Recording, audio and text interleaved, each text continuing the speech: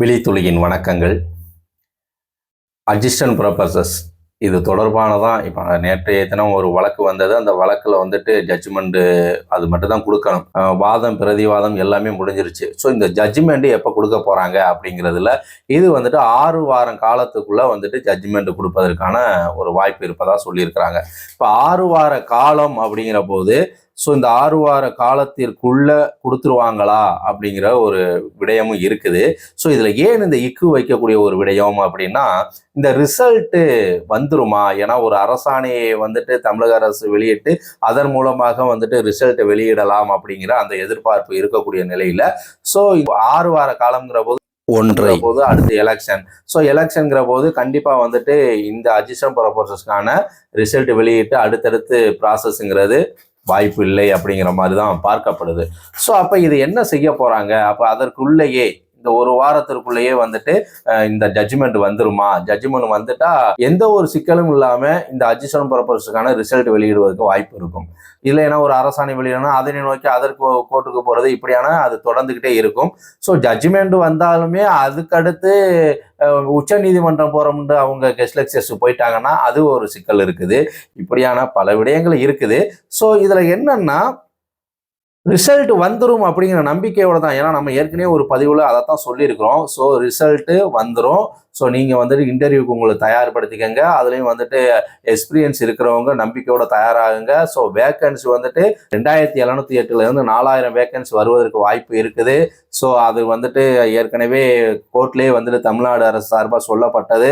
So அதனால இந்த தேர்வுலேயே அதையும் இணைத்து விட்டார்கள்னா ஸோ ஒரு பயன் தானே. அப்படி இல்லைன்னா இன்னொரு போட்டித் தேர்வு வச்சு அதை நியமனம் செய்யணும். ஸோ இப்படியாக இருக்கக்கூடிய நிலையில ஸோ இவர்கள் இப்போ இருக்கக்கூடிய ஆட்சி இருக்கும்போதே இந்த 4000 வேக்கன்சியும் ஃபுல்ஃபில் பண்ணிடலாம் அப்படிங்கிற ஒரு எதிர்பார்ப்பு இருக்குது. ஸோ இதெல்லாம் எப்படி சாத்தியப்படும்? ஸோ சாத்தியப்பற்றலாம் அப்படிங்கிறது தான் நம்ம அந்த பதிவுலேயே நம்ம பேசினது. ஆனா பின்னாடியே நேற்றைய தினம் எப்படியாக இந்த அட்ஜஸ்ட்மெண்ட் ப்ரொபோசல் வழக்கு வந்ததோ ஸோ அந்த வழக்கோடைய இப்போ தீர்ப்பு மட்டும் தள்ளி போயிருக்கு, ரைட்டுங்களா? எல்லாமே முடிஞ்சிருச்சு. ஸோ அதே நேரத்தில் பின்னாடியே இன்னொன்று வந்துருச்சு, கெஸ்ட் லெக்சர்ஸுக்கான அறிவிப்பு. ஸோ ஏற்கனவே 1000 சொச்சம் கெஸ்ட் லெக்சர்ஸ் நியமனம் பண்ணியிருந்தாங்க. இப்போ 426 கெஸ்ட் லெக்சர்ஸுக்கு ஸோ அதற்கு விண்ணப்பிப்பதற்கான ஒரு அறிவிப்பு tngaja.inல அதை நீங்கள் விண்ணப்பிச்சிருங்க. ஸோ அதில் விண்ணப்பிப்பதற்கான ஒரு அறிவிப்பு வந்துருச்சு.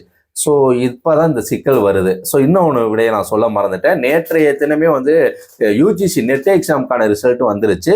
ஸோ நெட் எக்ஸாமில் நீங்கள் குவாலிஃபைடு ஆகிருக்கீங்க அப்படின்னா நீங்களும் இந்த கெஸ்ட் லெக்சர்ஸுக்கு விண்ணப்பிப்பதற்கு தகுதி உடையவர்கள் தான். சரி, ஓகே, நீங்கள் அதை பார்த்துக்கோங்க.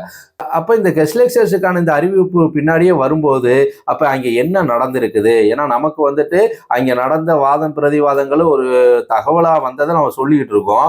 ஆனால் பேப்பரா நமக்கு என்ன நடந்திருக்குன்னு நமக்கு தெரியணும் இல்லையா? ஸோ அது பேப்பரா நமக்கு தகவல் இல்லை. அதற்கு ஜட்ஜ்மெண்ட் காப்பி வரும்போது தான் அந்த பேப்பர் வெளியிடுவாங்க. ஸோ அப்போ நமக்கு அது முழுமையாக தெரியாதனால என்ன விதமாக இந்த சட்ட நுணுக்கங்கள் அதுக்குள்ள இருக்குங்கிறது தெரியல. ஸோ அப்படி அப்படியான ஒரு சூழல் இருந்தால் அந்த கெஸ்ட் லெக்சர்ஸுக்கும் உடனே அறிவிப்பதற்கான வாய்ப்பு இருக்குமா அப்படிங்கிறதும் ஒரு கேள்வியாகத்தான் இருக்குது. ஆனா எனக்கு ஒரு வாரத்திற்கு முன்னாடியே இந்த கெஸ்ட் லெக்சர்ஸுக்கான அறிவிப்பு வரும் அப்படிங்கிறது தகவல் வந்தது. ஸோ அப்போ இந்த கெஸ்ட் லெக்சர்ஸுக்கு அது இத்தனை தான் அப்படிங்கிறது நமக்கு தெரியாது. ஆனால் கெஸ்ட் லெக்சர்ஸுக்கான ஒரு அறிவிப்பு வர இருக்குதுங்கிறது மட்டும் தெரியும். ஸோ அப்போ வெளியிட்டுருவாங்க அப்படின்னு நினைக்கும் போது இதுல இந்த வழக்கு சார்ந்து ஏதாவது ஒரு விடயம் வந்துச்சுன்னா அது மாறக்கூடியதா இருக்கும்னு பார்க்கும்போது, ஆனா அதை கன்ஃபார்ம் பண்ணிட்டாங்க அப்படிங்கிற போதுதான் இதுல பல உறவுகள். இப்ப நம்ம அந்த பதிவுலேயே நம்ம ஏற்கனவே போட்டிருந்தோம் இல்லையா? அந்த பதிவுலேயே பின்னோட்டமா பல உறவுகள் இதை சார்ந்தே கேள்வி கேட்டிருக்காங்க. இது என்ன நடக்கும்? ஸோ இதனால இந்த தேர்வு தள்ளி போகுங்கிற மாதிரி சொல்றாங்களே, கெஸ்ட் லெக்சர்ஸுக்கான அறிவிப்பு வேற வந்திருக்கே, இது என்ன அப்படிங்கிற மாதிரி ஒவ்வொருத்தரும் அவர்களுடைய யூகங்கள்ல பேசியிருந்தாங்க.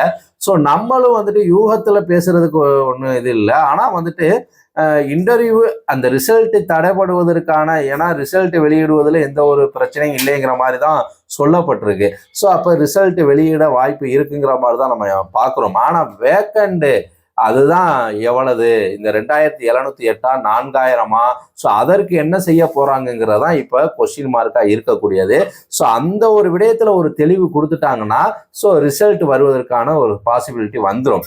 பட் நடப்பதை பார்க்கும்போது அதுவும் தேர்தல் நேரம், அதனால கொஞ்சம் ஒரு குழப்ப நிலையில் தான் நம்மளும் இருக்கிறோம். ஸோ என்ன நடக்குது அப்படிங்கிறது தெரியாத ஒரு சூழல்ல தான் இருக்குது. ஸோ இப்போ 426 கெஸ்ட் தானே வாய்ப்பு கொடுத்துருக்குறாங்க. ஆனால் 4000 வேகன்சின்னு சொல்லியிருக்காங்க இல்லையா? அப்போ 4400 இங்கே, 4000 இங்கே. ஸோ அப்போ அதில் வந்துட்டு இவ்வளவு டிஃப்ரெண்ட் இருக்கும்போது ரிசல்ட் வரலாம் இல்லையா? இது எல்லாத்துலேயுமே ஒரு கூட்டு கழிச்சு பார்க்கும்போது ரிசல்ட்டு வரும். அது கூடிய விரைவில் நம்ம எதிர்பார்க்கலாம். இந்த பிப்ரவரி மாத எண்டுக்குள்ளே நம்ம எதிர்பார்க்கலாம் அப்படிங்கிறதான். ஏன்னா ஏற்கனவே 10ஆம் தேதி சொன்னோம், அடுத்து 20 சொன்னோம். இப்போ பிப்ரவரி எண்டுக்குள்ளே நம்ம எதிர்பார்க்கக்கூடிய ஒரு விடயமா இருக்குது. ஜட்ஜ்மெண்ட்டுமே வந்துட்டு இந்த பிப்ரவரியிலே வருவதற்கான சாத்தியக்கூறு வரலாம் அப்படிங்கிறதான். ஸோ வந்தால் மகிழ்ச்சியாகவும் இருக்கும். ஸோ என்ன நடக்குது அப்படிங்கிறத பொறுத்திருந்து பார்ப்போம். ஸோ மேலும் உங்களுடைய சந்தேகங்கள் என்னவா இருந்தாலும் நீங்கள் பின்னோட்டத்தில் நீங்கள் கமெண்ட் பாக்ஸில் சொல்லுங்கள். ஸோ அதுக்கு என்னால் முடிந்த தகவலை வந்துட்டு உங்களுக்கு நான் கொடுக்க தயாராக இருக்கிறேன். ஸோ நம் சேனலை வந்துட்டு சப்ஸ்கிரைப் பண்ணி சப்போர்ட் பண்ணுங்கள். ஸோ உங்கள் நட்பு வட்டாரங்களுக்கெல்லாம் ஷேர் பண்ணுங்கள். மீண்டும் ஒரு நல்லதொரு வாய்ப்பில் சந்திப்போம். நன்றி, வணக்கம்.